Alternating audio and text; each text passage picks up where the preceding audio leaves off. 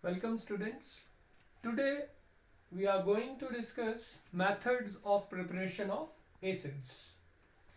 Students, our first method is by synthesis. Now synthesis means by direct combination of the constituent elements. Now students, this direct combination of constituent elements can produce acids, but remember this point that this method can only be used to prepare hydra acids. Hydra acids means those which contain hydrogen and some other non-metallic element. So this method is used to prepare hydra acids. For example, we can prepare hydrogen chloride, which then dissolves in water to give hydrochloric acid by direct combination of hydrogen and chlorine. So hydrogen combines with chlorine giving HCl. Similarly, hydrogen bromide can be prepared by direct combination of hydrogen and bromine. H2S, which is also a weak acid, can be prepared by heating sulfur in a current of hydrogen gas. So this is our first method. Now students, second method which is used to prepare acids is by hydrolysis, that is by the action of water. So by hydrolysis of oxides of non-metals. So students, one important thing about this method is that this method is generally used to prepare oxyacids. Now oxyacids means acids which along with oxygen, hydrogen contain a third non-metallic element. Now students, I have some examples. When sulfur dioxide undergoes hydrolysis, it produces sulfurous acid. SO3, which is also an acidic oxide. Why? Because it dissolves in water giving sulfuric acid. Dinitrogen pentoxide dissolves in water to give nitric acid. Phosphorus pentoxide dissolves in water to give phosphoric acid. And carbon dioxide dissolves in water to give carbonic acid. So this method produces oxyacids only. Now students, one important thing about this method is that the oxides of non-metals like SO2, SO3, N2O5, all these oxides of non-metals are regarded as anhydride of corresponding oxyacid. For example, what is SO2? SO2 is a anhydride of what? Sulfurous acid. Similarly, what is SO3? SO3 is anhydride of sulfuric acid. Dinitrogen pentoxide, since gives nitric acid, so we say dinitrogen pentoxide is an anhydride of nitric acid. Similarly, P2O5 is anhydride of phosphoric acid. And what is CO2? CO2 can be regarded as anhydride of carbonic acid.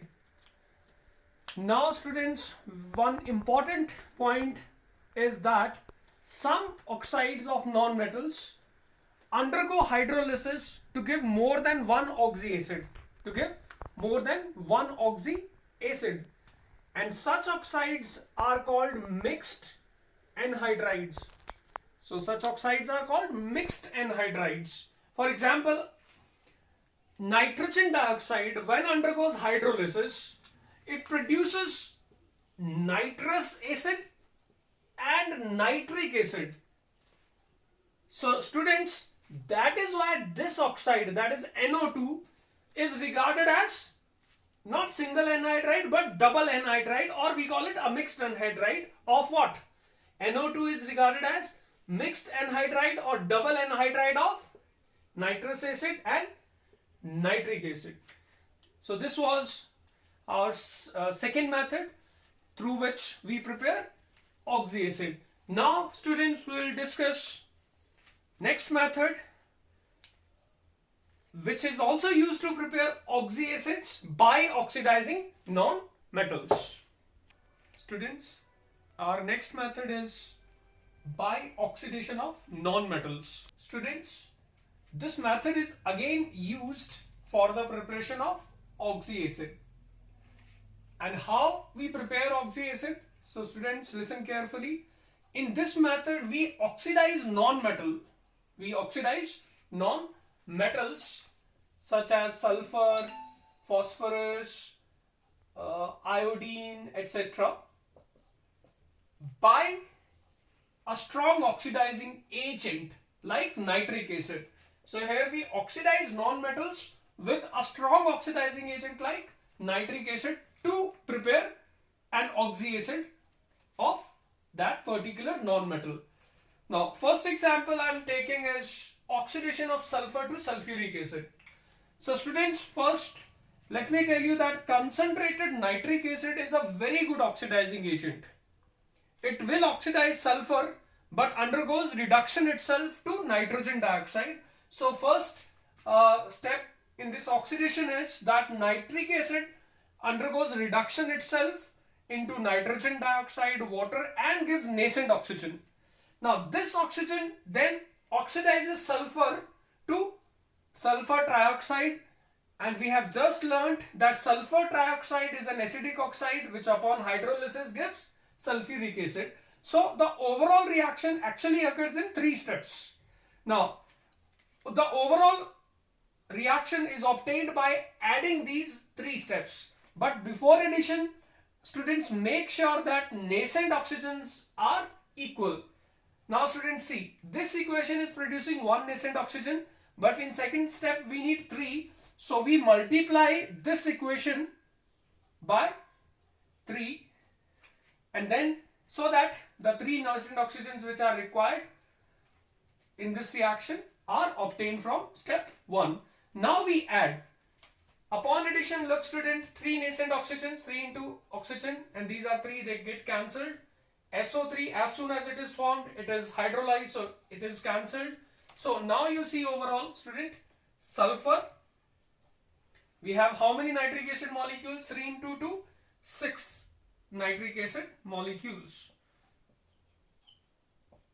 And students, we have 1 molecule of water this side, but we have 3 molecules of water this side. So we'll shift this to the product hand side. So that means 3 minus 1. So we will have 2 water molecules. So, and also we have sulfuric acid. We have 6 NO2, and we have how many water molecules? Like ये इधर shift हो गया तो 3 water molecules minus 1 water molecule. So we have 2 water molecules. So student, this is the overall reaction. And see now this, that sulfur is oxidized by concentrated nitric acid to what? Sulfuric acid. Students, mostly आपके text book में ये equation directly given होता है, but I have given you a proper procedure that how to make such equations. Now student, the next example is oxidation of phosphorus to phosphoric acid. Again student, this is carried out by the action of concentrated nitric acid, which we know is a very good oxidizing agent, gives nascent oxygen. And this nascent oxygen then oxidizes phosphorus to phosphorus pentoxide, which upon hydrolysis gives phosphoric acid. Now we'll add these 3 steps, but before addition again we'll make these nascent oxygens equals. We have 5, we have 1 here, so we'll multiply this equation by 5 so that nascent oxygens are equal. Now students, you see these 5 nascent oxygens and 5 nascent oxygens, they cancel out upon addition. P2O5, as soon as it is formed, it is hydrolyzed, so it is cancelled out. Now we have students, see, 2 phosphorus molecules plus we have how many nitric acid molecules? 5 plus 2, 10 nitric acid molecules, giving phosphoric acid, that is H3PO4, plus we have 10 NO2 plus. Now students, we have 5 water molecules this side, we have 3 water molecules this side. So when we shift these 3 to the other side, which have more water molecules, so 5 minus 3 will have how many? 2 water molecules. So this is the equation, overall equation. But now students, look, 2, 10, 2, 10, 2, these are multiples, so we can simply write it as divide the whole equation by 2. So this is 2, this will be now 5, this will be 1, again 5, and this is 1. So the overall equation is this, and now you see in this equation phosphorus is oxidized by concentrated nitric acid to phosphoric acid, which is an oxy acid. So student, this was our third method. Now we have a very important method, fourth method, which is called displacement method. So student, this is displacement method, and why we call it so? Because in this method partial displacement of hydrogen will take place. And student, the most important thing about this method is that we use this method to prepare a volatile acid. Volatile acids means acids like hydrochloric acid, nitric acid, etc. They are all volatile acids, means they readily form vapors at room temperature. So in this method we prepare volatile acid by the action of non-volatile acid on salts. Now non-volatile acid, here we use sulfuric acid. So we can say that in this method a volatile acid is prepared by the action of non-volatile acid on salts. Now for example, we can prepare hydrogen chloride by this method, HCl, which will then produce hydrochloric acid. How? See, sodium chloride, this is a salt, is heated with concentrated sulfuric acid, say to about 200 degrees Celsius. Now we know that this is non-volatile acid and has basicity 2, but when we heat H2SO4 with NaCl, the partial displacement takes place at this temperature. So out of 2 hydrogen, 1 is displaced by sodium. So we get sodium hydrogen sulfate, and that hydrogen displaced combines with chlorine to give HCl, which is a volatile acid. So here we are preparing what? A volatile acid by the action of non-volatile acid.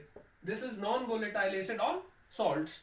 Now students, nitric acid can be prepared similarly, but for that salt is potassium nitrate, or we can also use sodium nitrate. So here we are using potassium nitrate, which is heated with concentrated sulfuric acid, say to about 200 degrees Celsius. Again partial displacement of hydrogen takes place to give potassium hydrogen sulfate, and H then combines with nitrate ion to give nitric acid, which is again a volatile acid. So student, the most important thing about this method is that this method is used to prepare volatile acid from a non-volatile acid. Now students, we will discuss the properties of acids. Students, first we are going to discuss physical properties of acids. And the first physical property is acids are sour to taste. Now this word sour actually means acid. So acids are sour to taste. Now students, second property, students listen carefully. Acids like sulfuric acid, nitric acids, they are highly corrosive in nature. Means they produce burns on the skin, and that is why we suggest students not to taste acids, because some acids are highly corrosive in nature. Now here let me tell you, sulfuric acid, concentrated sulfuric acid stains skin black. Similarly, nitric acid is highly corrosive in nature. It stains skin yellow. So students, that is why we say that acids should not be tasted. Though dilute acids, when tasted, they are sour to taste. But concentrated acids, since they are highly corrosive in nature, they should not be tasted.